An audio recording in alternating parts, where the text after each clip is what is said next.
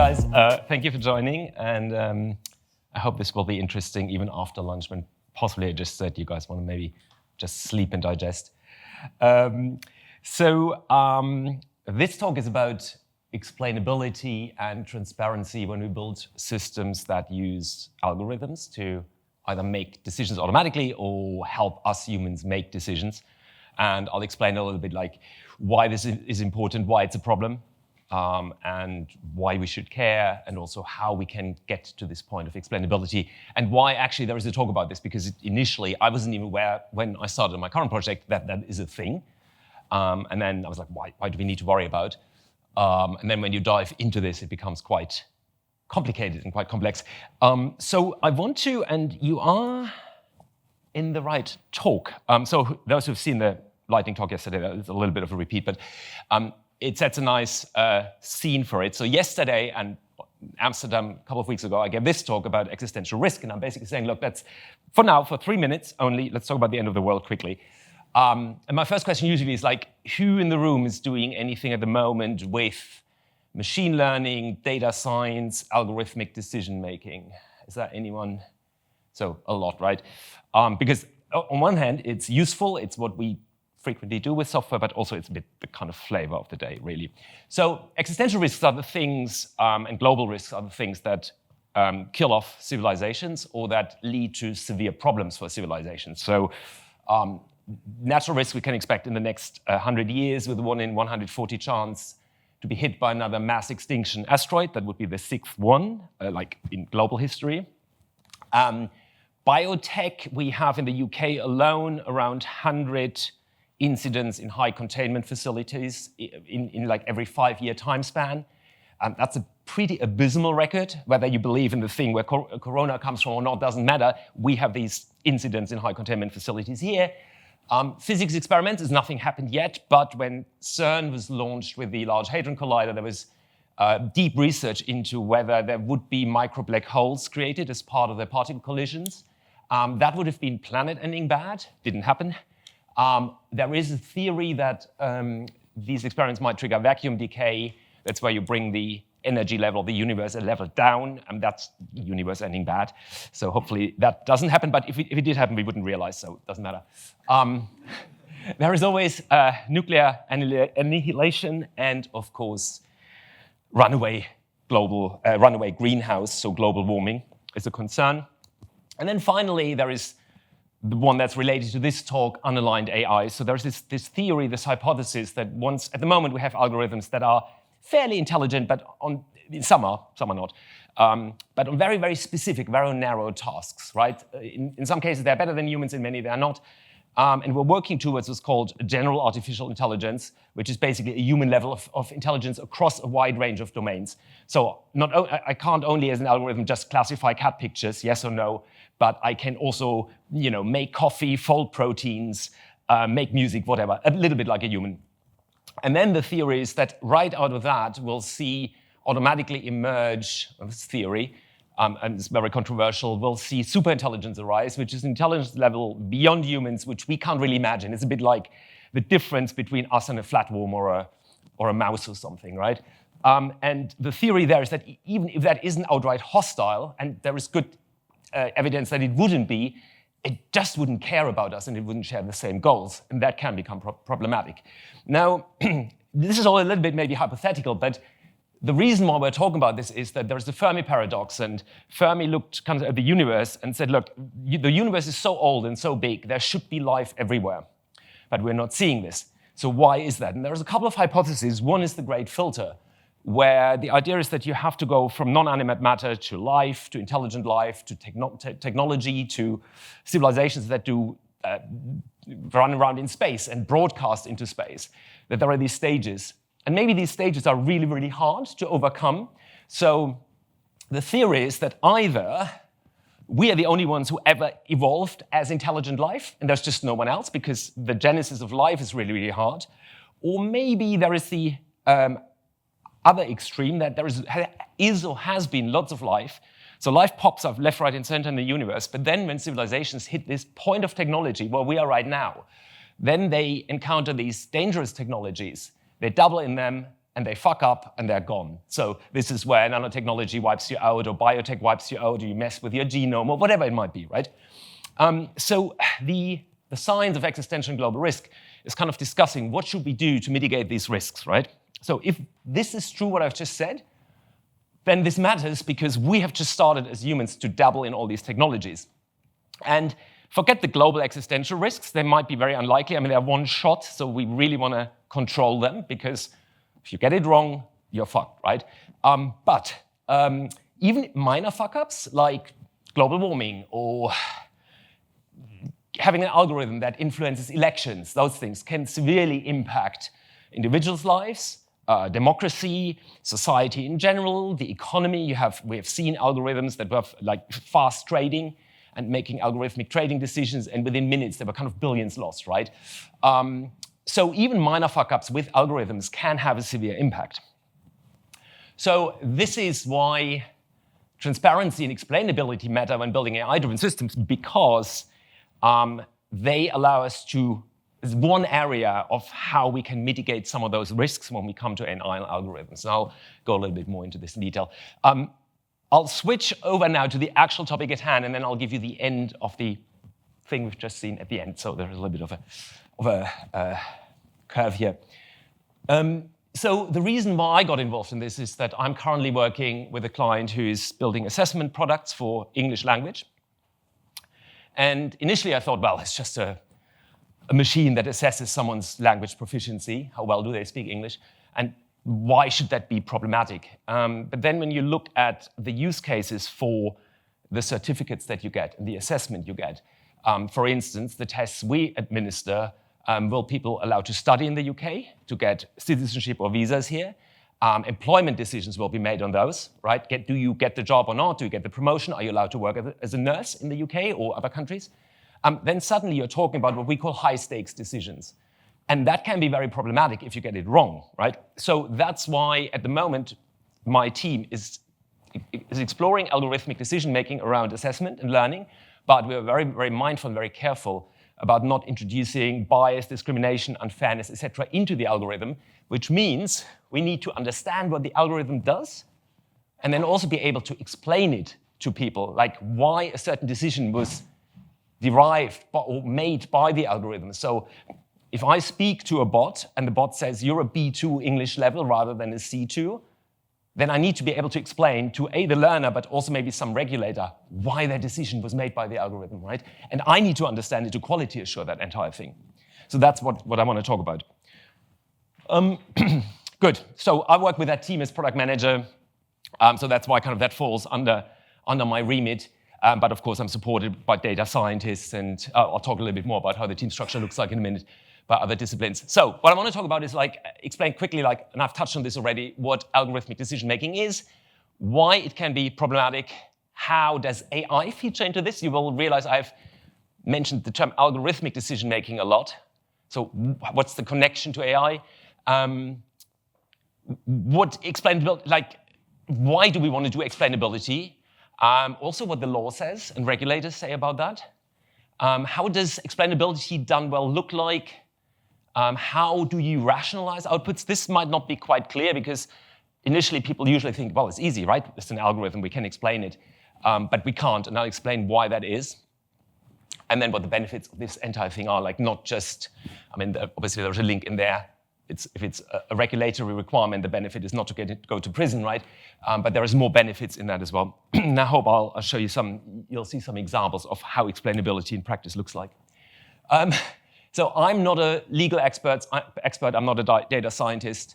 So this session, take it at an awareness level for product people or even technical people that this exists as explainability and how we can go about achieving it and what we need to consider. I have legal experts in my team. I have data scientists that work with me, and they make the kind of important decisions and calls and advice, right? So just keep that in mind. Good. So what is algorithmic decision-making? Well, generally speaking, algorithms do solve 4 or 5 problem classes. So they're like, is this a cat or not, right? They'll make predictions, you have cancer or not. They make recommendations. send a SWAT team to this house for a 911 triage call, or maybe just send the ambulance or something, and then generation, here is a cat picture, or here is some text, or like large language models and image generation models. So that's roughly the classes we see. There might be other things in there, like scientific models. That's kind of, I would say, again, generation, where you fold proteins and the model gives you answers for that. But that's roughly the things we're looking at. So algorithmic decision-making is the process of making decisions based on outputs from algorithms, or as a human, where I'm supported by some information that an algorithm provides to me. And just to say this right now, the more you take humans out of the loop, the harder the regulator comes down on you, and the more requirements you have to build into your system, because regulators at the moment are really worried, and I'll explain in a second why, that we are automating at scale, and there is no redress or recourse that the users on the receiving end of the decision have, right? So, a couple of examples. Where might we use algorithmic decision-making? Airline seat allocation, right? Super basic algorithm. That's not what we would normally call AI, but you could use AI, whatever that means, for it. So this is about like, where will people sit, right? Insurance or loan underwriting. What's the risk to this customer, or the risk the customer brings? Sorry, not to the customer, the risk the customer brings. So basically, are they defaulting on the loan or not? Or are they crashing their car all the time? And then the question is, should they get a policy, and how much should they pay? 911, police incident call triage. So someone's calling in saying there is a shooting next door. It sounded like a shooting. I had that a couple of years ago where I thought, did sound weird. So the question is, what's the incident profile? And then the question is, which incidents do I, as the emergency call operator, do I prioritize? Who do I send there? How fast do they need to be there? And what do I tell them, right? Do they show up with a SWAT team, or are they nicely knocking at the door, right? And as we've seen in the US, that can lead to severe problems if you get it wrong. Oops, did I? Yeah, okay.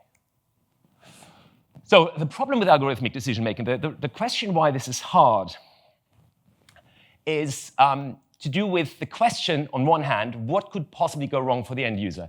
So airline seat allocation, well, you might just be sulking because you're not sitting next to your partner, or you're not having a window seat. Who cares? Insurance or loan underwriting, the algorithm might unfairly discriminate against you, or might mistake you for someone else, right?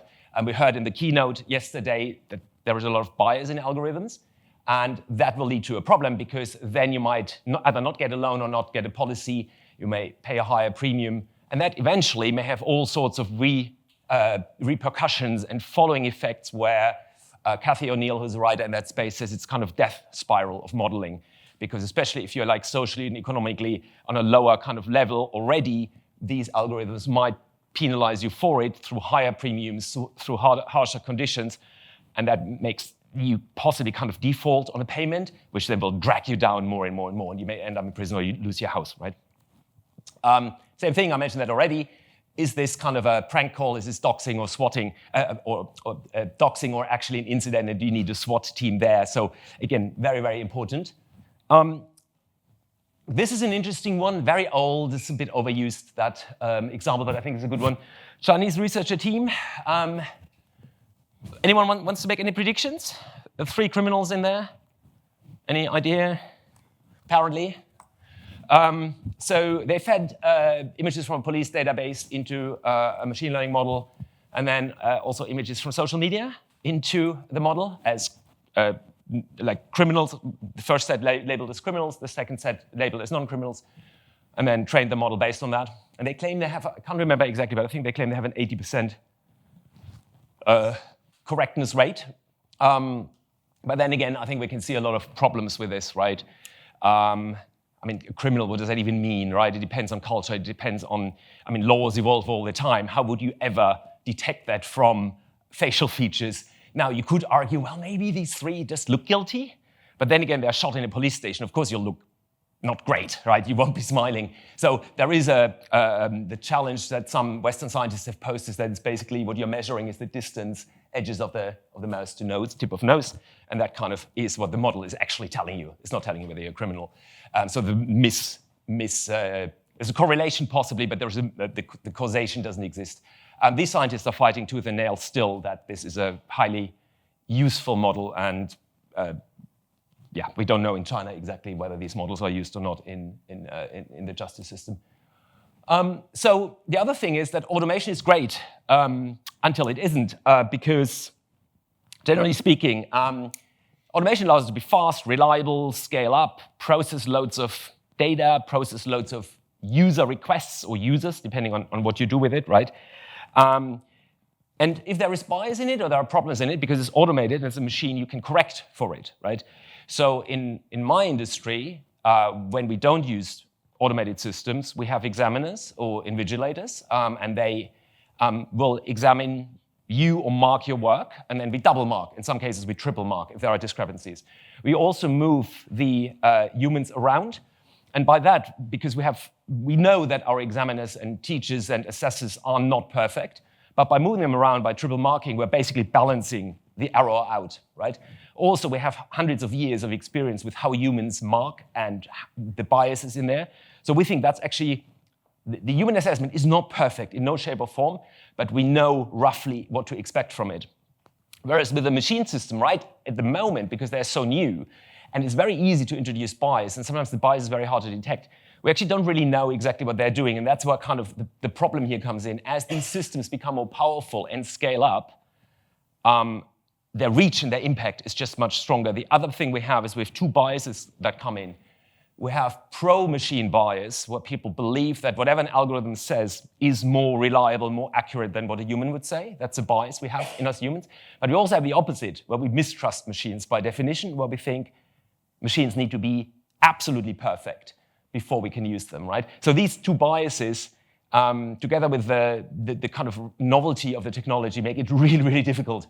And we need to be just very careful how quickly we deploy some of those algorithms at scale. So the question then is like, how about AI? Well, if you look at like what intelligence is, I really like Francois Chollet's definition. It's skill acquisition efficiency. So basically, how quickly can I acquire skills in domains that are not my core domain? And humans are really good with that. So you guys can walk into any kitchen and you can find out how to make coffee or boil an egg in that kitchen. Try to get a robot or a machine learning model to do that. They will get quite quickly confused if the layout isn't the same, if the space isn't the same, if the packaging looks different, right? But then you can also say to a human, now sit down at the piano and learn playing the piano. That same robot or model that's optimized for kitchens would, at the moment, be very, very hard pressed to do that, right? So hence the skill acquisition efficiency. And then kind of the Coursera thing I thought was quite nice. So systems that are capable of performing complex tasks that historically only a human could do, such as reasoning, making decisions, solving problems. That's artificial intelligence. I mean, artificial anyway, we need to keep that a little bit loose, right? That doesn't define what substrate is running on. That could be physical hardware, that could be biological hardware, right? Or, I mean, just ignore that, what it's running on. And then, which I think is better, from the EU AI Act, which is coming into power, or has come into power in July now. That is to generate outputs such as content predictions, recommendations, or decisions, which comes back to the use cases I mentioned, which influence the environment. So that's quite a broad definition, right? So my point being is really, AI is a bit of a red herring. We're talking about algorithms here. And the only difference is how powerful the algorithms are, and based on that, how we treat them. So if you look at this, you have very basic, very simplistic algorithms at the top, your classification rules, your logistic regression, which most of us will have done in school. And then you have decision trees. That's also really simple. It's like, you know, you ask questions. You're like, OK, is it this answer or this? Then you ask the next question, so classic tree. But then you become more complicated, where you go down towards support vector machines or random forests, and ultimately neural networks, which is where kind of AI at the moment sits, down to the lower right. And they get more powerful there in terms of predictive power. But, and this is the problem, the explainability of understanding why inputs lead to outputs and how reliable this is also decreases. So basic, simple algorithms like logistic regressions are really easy to explain and justify, because I can rationally explain why X and Y put in lead to Z as an output. I cannot always easily do that with neural networks. So if you use a large language model, it's really, really hard to predict and to rationalize why a certain sentence was derived, and the same with image generation or other similar algorithms, or when you do facial recognition. I'll show you some ways of how you can achieve that. But these models towards the right is what we call black box models. So they work, and we can prove that they work statistically, but we cannot really at the moment rationally explain how A leads to B. That's just the way the models are built internally and how they are trained. So what this then means is that, just coming back to this, should be clear by now, explainability helps us rationalize and, I think this is very important, make understandable the output of a system in relation to the inputs we provide, right? So it's not just that we understand and someone can explain how it works. It needs to be understood by the people who use the system and also who are on the receiving end of the system. I'll explain that in a little bit more in a second, what I mean by that. What it allows us to do is to assure that the decisions that are made following the algorithmic output are good ones, whatever good means, right? It could be, as an insurance company, you just don't care about human well-being and you just want to optimize for profit. You could argue that's a good one. I would argue the good one is something that's fair, doesn't discriminate as well, isn't biased, etc. Right? But good is what you want to achieve with it. It is important. Sorry, this kind of flashes weirdly. I don't know why. Explainability is important now, as I said before, as our algorithms' power and reach create extensive risks. That's about the scaling, the impact they have on more and more human lives, and also because they can do tasks that are high stakes, high impact. It can be hard because, as I said, we sometimes don't know what's going on inside an algorithm. And just to give you some examples here, in terms of what an end user would like explained to them. So seat allocation, I'm not sure you care. I don't think you need to explain it to a user. It's just a bit shit if you're not sitting next to your partner, but hey, you might not need to explain that. However, an internal user like a marketeer or someone, maybe a pilot, because you have to balance the balance planes, right? They might want to know why the algorithm does what it does, or they might want to at least assure that it doesn't put all people on the right-hand side, right? So there is explainability dependent on the user group, but we're looking here only at the end user to make this simple. As a customer, I want to understand why was I rejected from getting insurance policy, right? Why am I not getting my travel insurance for this summer? Here, the operator will need to understand why the system triaged a call as a high-risk house invasion, because maybe he'll then send, as I said, a SWAT team to the house. And he will be interested in understanding, okay, why did you do that? And that might be dependent on the content of the call, like what was said, how it was said. Maybe we can identify stress levels of the caller. Are they giggling or are they kind of really stressed? And maybe background noise. What's going on behind? Is there some guy shouting behind them, right? That kind of thing.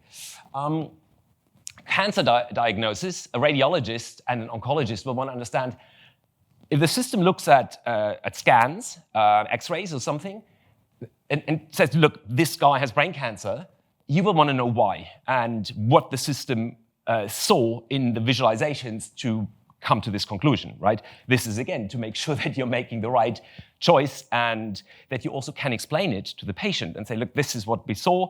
We think this is cancer for these reasons. This is the treatment pathways that we recommend. So what's the law say? There's a super broad regulatory landscape, and there is this is my terminology, but the way I think about this is there are umbrella acts for general concerns.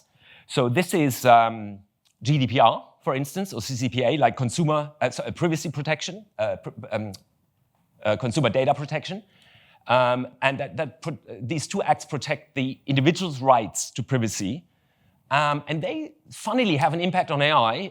These acts are very, very generally formulated. So we'll talk about GDPR in a second a bit more, but basically GDPR gives you the right as an individual, if there is personal identifiable information, you have a right to know what data is stored of me, what are you doing with the data, you have a right to explainability and understanding what are they doing with the data, and if there is automated decision making, you have the right to know how the result was derived.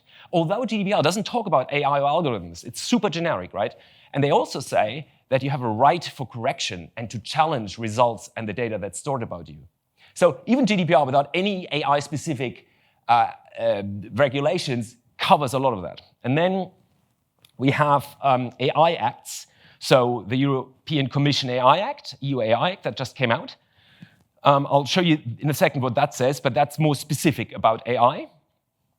The Americans are working on something similar, but EU AI is, from what I understand, the first one that is kind of implemented. And then you have domain-specific acts. So you have PSD2 in financial services and insurance, who say, well, if you do automated decision-making, you have to make sure that it's understandable, that you have explanations, that the explanations are understandable by the users, and that you can provide evidence for why you made the decision and in the way you made it. Employment, many countries enforce against discrimination in employment, right? Which then means if you use an algorithm, you have to make sure that that isn't biased and transparent and explainable and fair. And then education, where I work, there is Ofqual, so that's the Office of Qualifications and Examination Regulations. And they have made it very clear that for now, systems as sole markers of certifications are not allowable by them, or not allowed by them. Common principles we find, and I think this is really important to kind of recognize. So this is from MHRA, that's the UK regulator that regulates medical devices and applications. And they say it's about safety, security, and robustness, so that whatever the decision is safe for the recipient, that security is partially around data, but partially also if it's hardware systems or something like that, the security around that.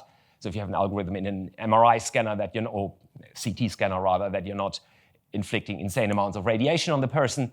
Robustness is about what happens if, you might train this on a certain group of users, but what happens if the recipient is someone slightly different.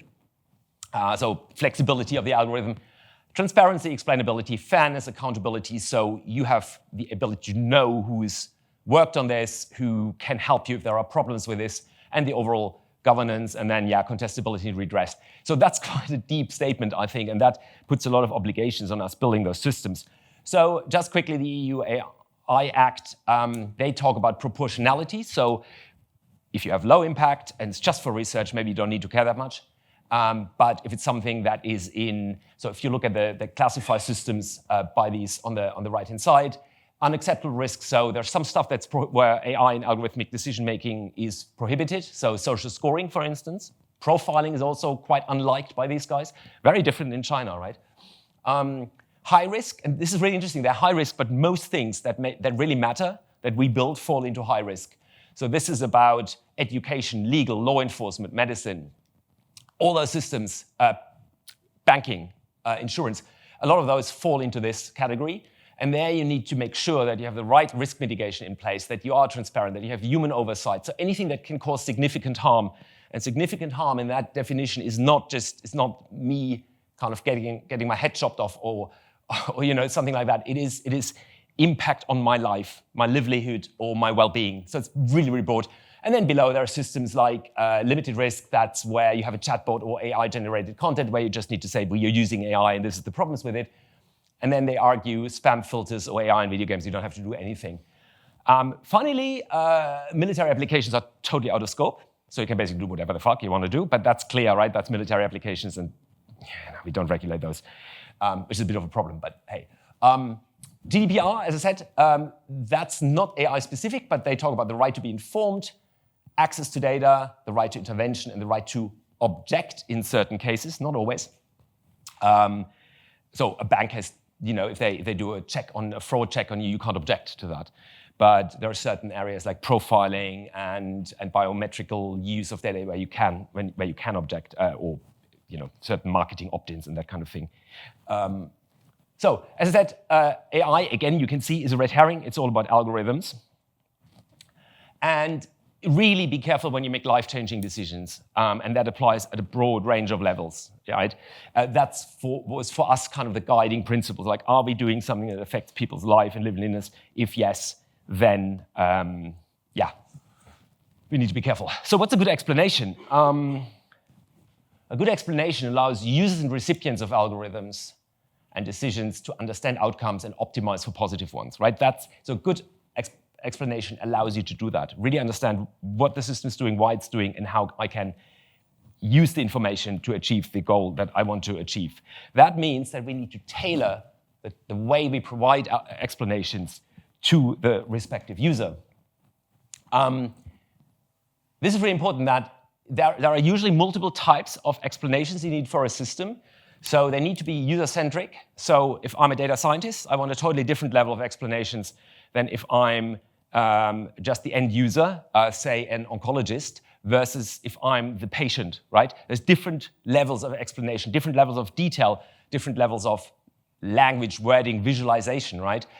They need to be contextual. So there's this thing, we'll come to this in a second, but impact and urgency. So what is the impact of the decision? And how urgent do I need to make the decision? That, again, will massively impact how I design the explainability around that. And then, yeah, as I said, it needs to be meaningful and understandable. So airline seat allocation, urgency doesn't really matter that much. Impact, okay, there's money maybe for the airline, and they may have, in terms of like not optimally filling the plane, and there might be like, unhappy customers. But yeah, generally speaking, not a big problem. Police triage call, very, very urgent. I have minutes or sometimes seconds to make the call. Impact, life-changing, life-ending possibly. Cancer diagnosis, well, urgency depends what you mean by urgent, but it's certainly not in the range of minutes or even hours. But you can't take 6 months as well. And the impact, again, is very, very high. Making wrong treatment decisions or might be bad for a patient. You might suggest surgery, which they don't need, for instance, right? Or the wrong drug. What types of explanations would the users want? Well, as I said, airline seat allocation, maybe none.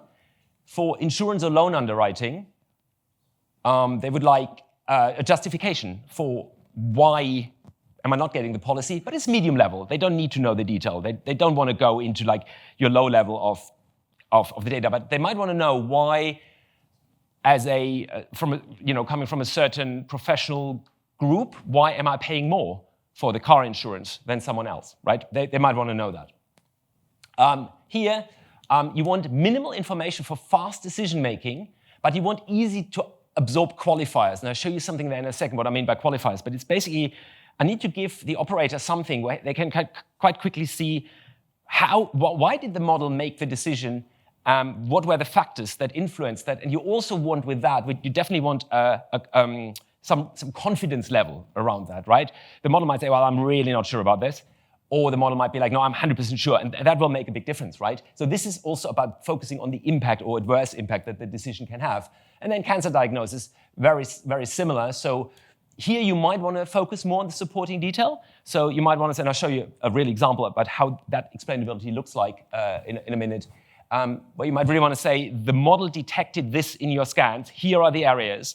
This is what we've seen in similar cases. Here are some comparisons. And we think this is a 85% confidence level, right? So that you then subsequently can probe and can make informed decisions following that. If you're interested in what I'm telling you right now, there's a fantastic paper by the ICO, who's also like it's Information Commissioner's Office, together with the Alan Turing Institute, where they talk in great detail, in painful detail actually, about how you design explainable systems and how you build them. So much more than I could tell you in this time here. So what they say you need to do is you need to cover the process of how you've built the model, from like data collection to training to implementation to training of users. So you need to cover the full end-to-end, and you certainly need to discuss the outputs and how they relate to the inputs. You need to explain the rationale behind the logic of the system, the responsibilities of people who was involved, what did they do, who's accountable, who can you ask for explanation, who sourced the data, who trained the data, all those kind of things. You need to look at the data that you use. You need to make sure and explain why it's fair, or that it is fair, that it is safe, and that the performance is within the right parameters, and why you know that. You need to talk about the impact that it has and how you've mitigated against risk. And you need to talk about the touch points that the user has with the system and how that kind of, like, if I want correction of my data or I want to challenge, where I can go to. Not all of these apply in all cases. So this is very, very contextual. And it depends on the user, what they need, and which of these elements you want to focus on. So really think information design as well. When you present explanations to the user, that you cater this for the respective user group. So generally speaking, what they suggest is you develop systems in an explainable, aware fashion, and you consider the entire system development lifecycle. So not just the end where you slap on a feature at the very, very end to provide explanation. It's unfortunately not that simple. So how do we rationalize outputs? There's 3 ways we can do this. There are inherently explainable algorithms. So this is your regressions or your simple decision trees, where you just look at the algorithm, you're like, well, if I increase X in my regression, then I know Y will go up. And that's a mathematical, directly explainable relationship. And maybe Y has a non or opposite relationship. The second way we can achieve explainability, that we use multiple models or multiple algorithms and let them loose on the same problem. And one algorithm might maybe have explainability a bit more in one area, and the other might have no explainability or not as much explainability in another area. But together, and I'll show an example of this in a minute, we get a really good overview. So I might have a model that I can't explain, and the model says, this is a cat. And then I have another algorithm that says, this is a cat because it's got fur and pointy ears, right? I'm like, oh, okay, I can see why the one model is a bit better, more powerful, but the other model gives me the explanation behind it. Now, we need to make sure that the two are related, right? And that it's not just by accident that the explanation sounds like it's the real explanation. And then there are so-called post-rationalizing tools where we have algorithms like black box algorithms, like neural networks and stuff, that we cannot explain easily or cannot rationalize. And then there are tools that you feed with the same data and you say, give me a rationalization for this. So basically a post hoc, after the fact rationalization. So here's one, Lime.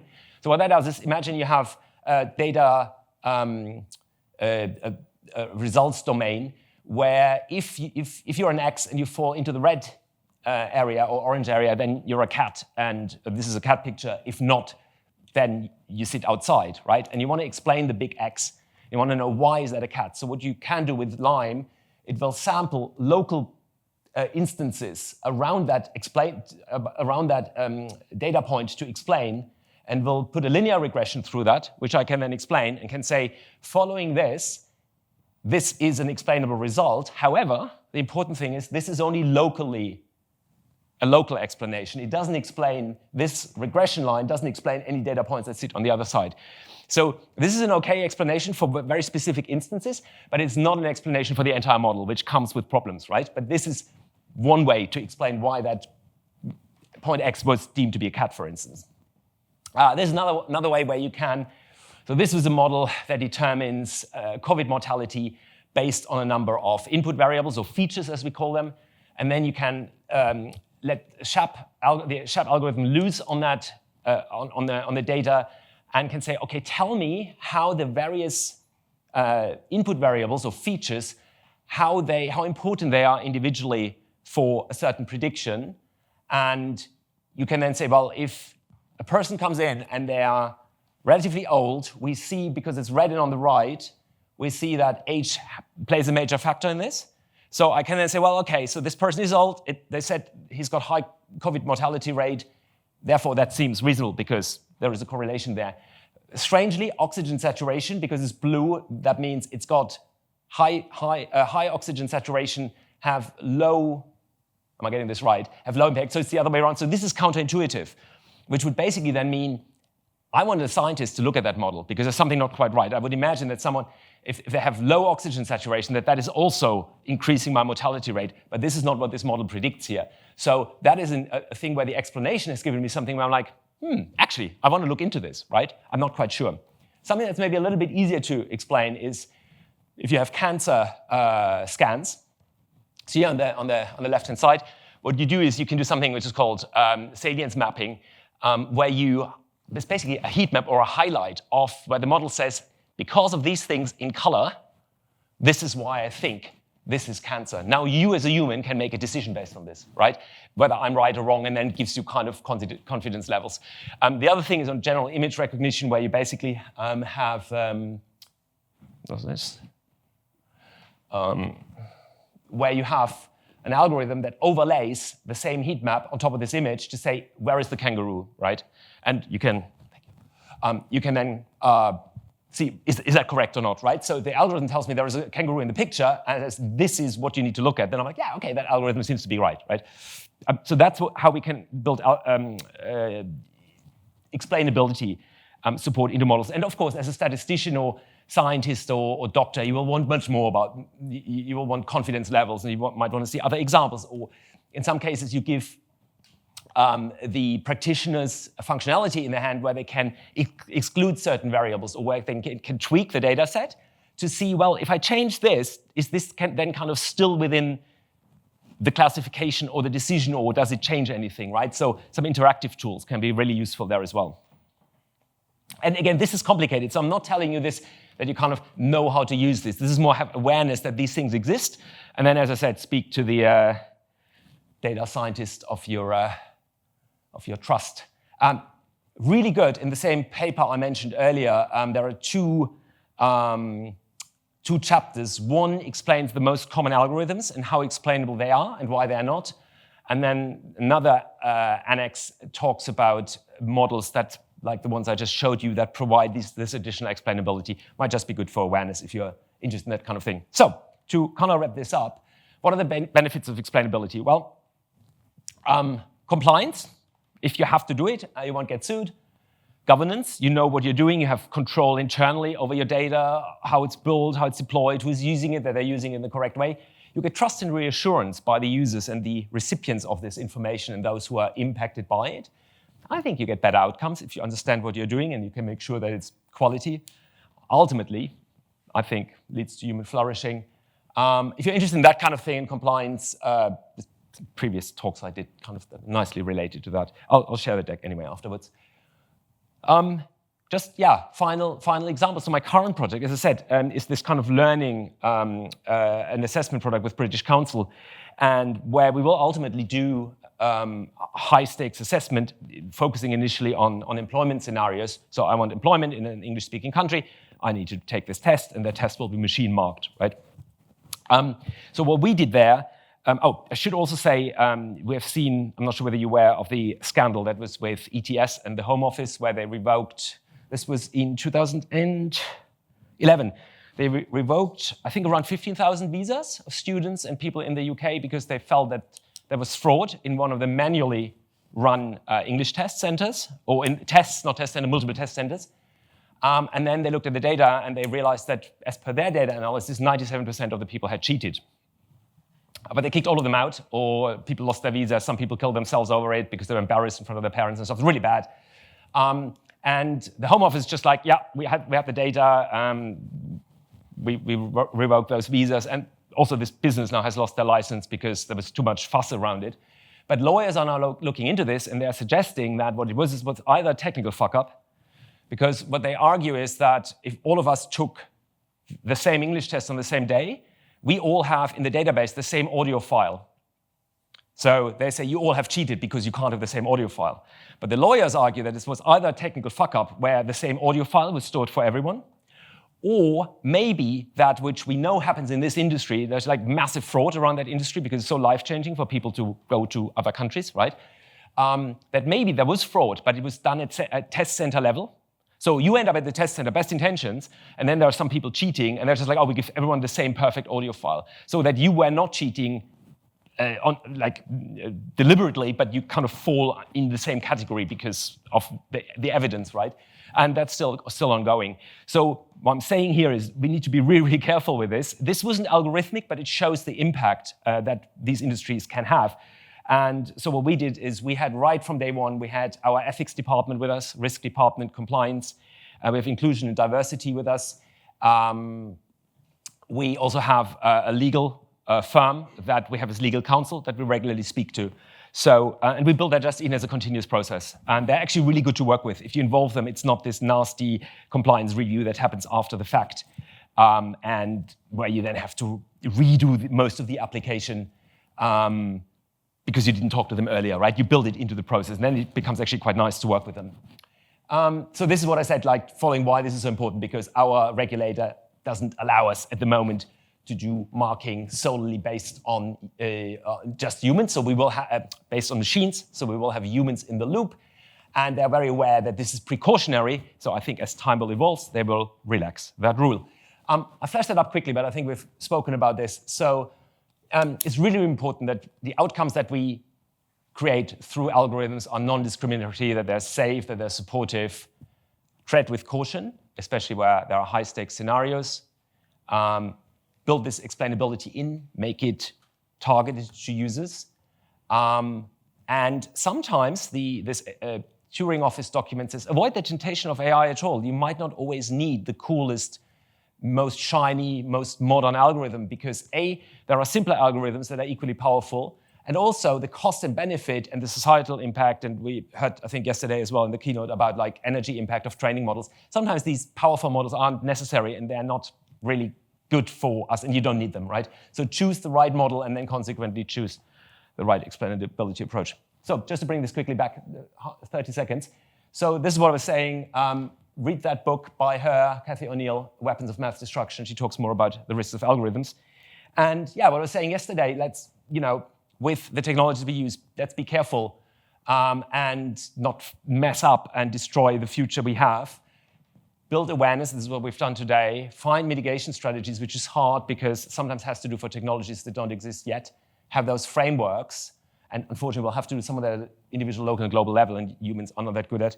I usually conclude that talk saying that, the existential risk talk, that in the philosophy community, there is this theory that this all is a kind of simulation, and there's a 50-50 probability. So what if someone turns it off, right? That's the biggest existential risk, and maybe we don't have to worry about anything else, so, Right, here's the presentation deck. If you want to look at that again. Otherwise, I'm around for questions. Thank you.